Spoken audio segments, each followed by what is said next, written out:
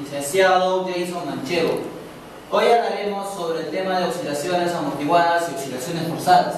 Integrantes: Jocelyn García, Alondra Caparón, Dante Paredes, Jean-Pierre Quispe y quienes hablan. Motivación es conocer y comparar el uso de oscilaciones amortiguadas y forzadas en la vida diaria para completar los cambios que sufren estas al transcurrir el tiempo.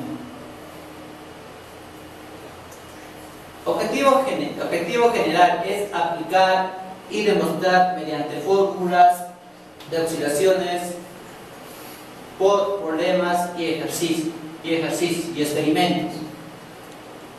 Objetivo específico es mostrar a un experimento cómo disminuye la amplitud del resorte al pasar el tiempo.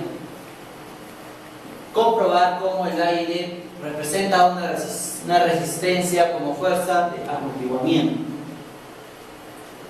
Tenemos un ejemplo. A continuación yo voy a exponer el tema de oscilaciones amortiguadas. De acuerdo con la segunda ley de Newton, tenemos la expresión menos la constante por el desplazamiento menos la constante de amortiguación por la velocidad es igual a la masa por aceleración. La fuerza restauradora vendría a ser a menos la constante de amortiguamiento por la velocidad y la fuerza restauradora vendría a ser a la menos constante por el desplazamiento. Sabiendo que la velocidad es la derivada del desplazamiento en el tiempo y la aceleración vendría a ser la segunda derivada del desplazamiento en el tiempo, donde reemplazamos en la ecuación anterior sería igual a la menos masa por la segunda derivada del desplazamiento en el tiempo menos la constante de amortiguación por la derivada del desplazamiento en el tiempo menos la constante por el desplazamiento es equivale a 0.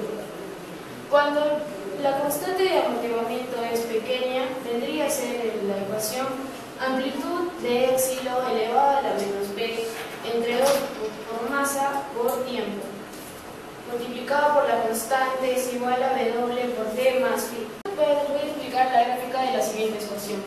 Como vemos acá es la amplitud con respecto al tiempo. Vemos cómo la amplitud mediante el tiempo va disminuyendo y se va volviéndose a 0. Acá en esos puntitos celestes, eso se llama el envolvente, donde su ecuación vendría a ser la amplitud por epsilon a la menos b sobre 2m por el tiempo. En este tema tenemos tres casos, que viene a ser el sobreamortiguado, el subamortiguado y el crítico. Como vemos, la ecuación del amortiguamiento respecto a esta gráfica nos bota a la frecuencia angular, donde vendría a ser la raíz cuadrada de la frecuencia angular natural al cuadrado menos b entre 2m al cuadrado. ¿Cómo sabemos cuando la frecuencia angular natural al cuadrado es igual a la constante sobre masa? Sabemos esto porque cuando la constante... Tenemos tres casos sobre el tema del amortiguamiento. Tenemos uno, críticamente amortiguado, donde la fuerza retardadora casi parecida a la fuerza restauradora, que vendría a ser la ecuación B entre 2m es casi parecido a la frecuencia angular natural. Esto vendría a ser cuando la frecuencia angular natural vendría a ser igual a 0. El sobreamortiguado, cuando la fuerza retardadora es mayor a la fuerza restauradora, vendría a ser su ecuación B entre 2m mayor a la frecuencia angular natural. ¿Cómo sale esto? Cuando la frecuencia ya no oscila, ya no sigue oscilando, sino regresa a su mismo punto inicial. Y el subamortiguado, la frecuencia retardadora es menor a la fuerza restauradora, donde su ecuación vendría a ser a la constante amortiguado sobre 2m menor a la frecuencia angular. Bueno, ahora les voy a explicar el experimento que hicimos. Primero necesitamos los materiales, una botella con agua, un resorte de 20 centímetros y además un cronómetro que nos va a señalar el tiempo utilizado. Bueno, ya. Ahora, el procedimiento. Lo primero que vamos a hacer es soltar la botella con agua y esto produce unas pequeñas oscilaciones que van de izquierda a derecha. Ahora, como vemos, el resorte se estira y también luego se compacta de nuevo. Este ejercicio nos va a servir más que todo para lo que es la recopilación de datos, ya que vamos a hacer paso necesario para más adelante. Este procedimiento puede tardar unos cuantos segundos.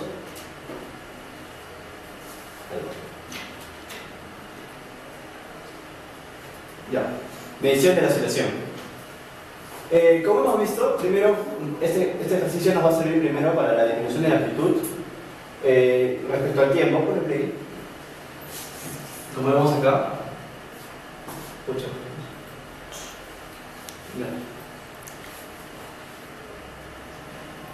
Ya, ahora, lo que vamos a marcar acá va a ser el punto máximo y también vamos a marcar un punto mínimo. Esta ejercicio más que todo va a servir para explicar lo que hemos estado realizando en toda la exposición, como hemos visto, ya que al marcar estos dos puntos estamos viendo una gráfica de oscilaciones que van más o menos así, ¿no? De esta manera. Como vemos, las posiciones en el eje X disminuirá a medida que transcurre el tiempo. Obviamente porque se va a perder energía y al ocurrir esto, simplemente el móvil va a quedarse en cero. Como vemos, poco a poco la altura máxima se va haciendo más pequeña y la altura mínima se va acercando a esta, la anterior. Ahora, hasta que llega al tope, que es igual en el punto cero, donde el móvil deja de moverse y así nos hemos dado cuenta que el móvil ha perdido la energía necesaria. Bueno, teniendo una vez los datos, vamos a poder resolver lo que son los puntos periodos de tiempo, velocidad de los movimientos con diferentes ecuaciones. Como esta. La ecuación del movimiento se escribe como, bueno, acá tenemos lo que son las fuerzas retardadoras y restauradoras. Necesitamos acá también a lambda, que es el coeficiente ¿cómo se llama? De amortiguamiento. Finalmente, la oscilación amortiguada se va a mostrar de esta manera. Como dijimos en un comienzo, va a partir de un punto máximo y un punto mínimo, ¿no? Y cada vez poco a poco se va acercando a la posición en cero, que simplemente es un equilibrio de los dos. A continuación daremos un ejemplo base sobre las oscilaciones amortiguadas, lo que anteriormente nuestra compañera ha explicado. Se dice que un objeto de 10.6 kilogramos en el extremo de un resorte vertical que tiene una constante de resorte de 2.05 por 10 a la cuarta newton por metro. El efecto de la resistencia del aire se representa mediante el coeficiente de amortiguamiento, que es B igual a 3. Primeramente nos pide calcular la frecuencia de las oscilaciones amortiguadas. Como podemos observar, aquí tenemos los datos extraídos del problema. Y nos pide hallar la frecuencia. Sabemos que la frecuencia es igual al inverso del periodo. Y el periodo a su vez es igual a 2pi la raíz cuadrada de la masa sobre la constante de fuerza. Como tenemos aquí, para reemplazar, tenemos un dato que reemplazamos. El periodo es igual a 2pi por la raíz cuadrada de la masa, sería 10.6 sobre la constante de fuerza, que sería 2.05 por 10 a la cuarta. Haciendo los cálculos, nos da como resultado el periodo 0.143 segundos. Ahora, reemplazamos aquí para hallar la frecuencia, lo que nos pide en la parte A. Sería 1 sobre 0.143 segundos, y esto nos da un valor aproximado de 100. En la parte B del ejercicio nos piden y se encuentra el intervalo de tiempo que transcurre mientras la energía del sistema cae a 5% de su valor inicial. Como anteriormente, nuestra compañera ha explicado, la energía total es igual a 1 medio por la constante, que sería la amplitud por epsilon a la menos el coeficiente de amortiguación sobre 2 veces la masa por el tiempo, todo esto al cuadrado. Esto es igual al envolvente. Entonces aplicamos la ley de conservación de energía para resolver esta pregunta. Y nos dice que cae el 5% de su valor inicial. Entonces, igualamos que el 5% de la energía total es igual a la energía total por el envolvente. Para hacer más fácil el ejercicio, aplicamos logaritmo a ambos lados. Entonces sería el logaritmo de 0.05, que es lo mismo que decir el 5%, igualamos el logaritmo por epsilon a la menos el coeficiente de amortiguación sobre la masa por el tiempo. Al resolver el logaritmo de 0.05 nos da como resultado menos 2.996. Y esto se va. Y nos queda menos el coeficiente sobre la masa por el tiempo. Aquí despejamos el tiempo y nos da como resultado 10,6 segundos. Que eso es lo que nos pide en la parte B, que sería el intervalo de tiempo. Bueno, continuando con la exposición, tenemos las oscilaciones forzadas.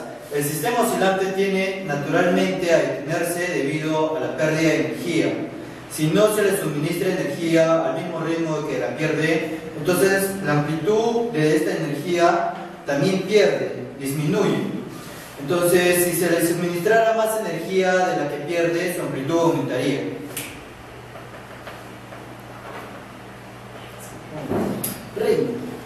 Ya, en el ejemplo tenemos cómo no le suministran energía para que las oscilaciones sigan constantes. Como dice acá, ¿no? Se suministra la misma energía que pierde al mismo ritmo y la amplitud se mantiene constante. ¿Sí? Ya. Un oscilador amortiguado alcanzará finalmente este reposo a menos que se le proporcione una energía con una fuerza externa. Si además de la fuerza restauradora y la fuerza amortiguadora le aplicamos al oscilador armónico amortiguando,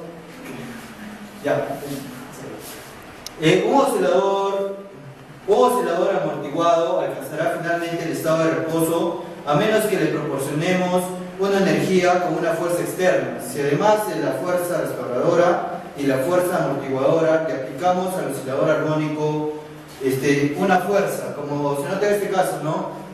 Una fuerza en función del tiempo es igual a la fuerza inicial por el coseno del ángulo de la frecuencia. Su amplitud de elongación en términos de la frecuencia propia y factor de amortiguamiento nos da en esta forma, donde nos dice que la fuerza inicial sobre la masa entre la raíz de la variación de la frecuencia al cuadrado más 4 veces beta al cuadrado por la frecuencia al cuadrado. En esta fórmula tenemos, ¿no? Esta fórmula sacamos de la segunda ley de Newton, que dice la sumatoria de fuerzas es igual a la masa por la aceleración. Acá tenemos la fuerza en función del tiempo menos la fuerza restauradora menos la fuerza retardadora, y esto lo igualamos a la masa por la aceleración.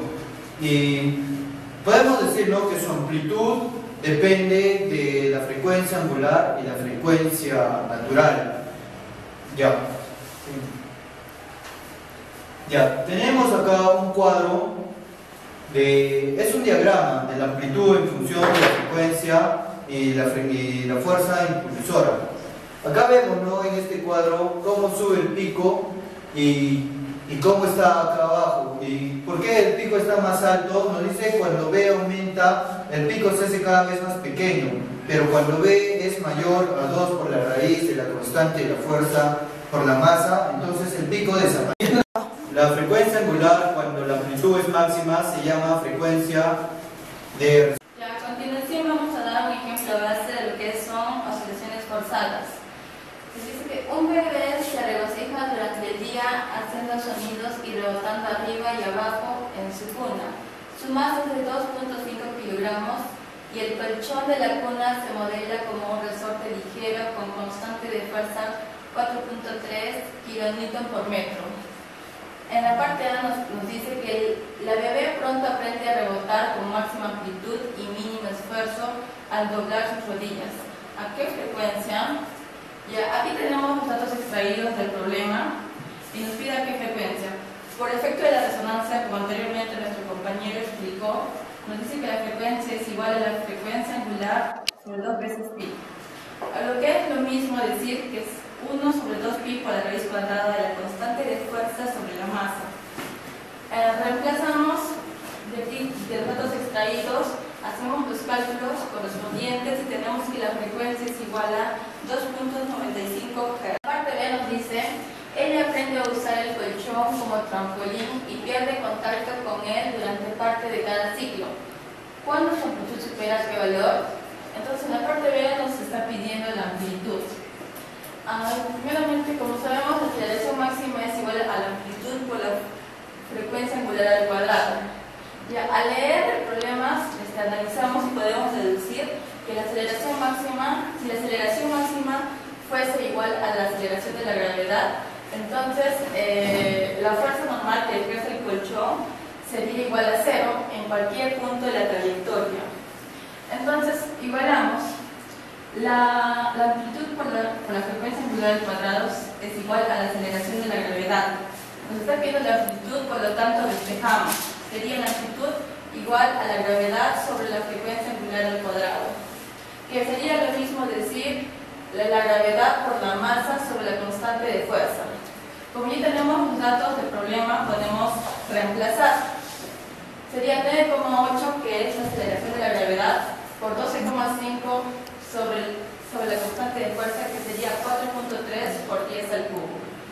Haciendo los cálculos respectivos, hallamos la amplitud, que nos da como resultado 2.85 centímetros. En las conclusiones, la primera que tenemos es que las fórmulas han sido desarrolladas y aplicadas en los ejercicios y el experimento que ha sido desarrollado, como hemos visto.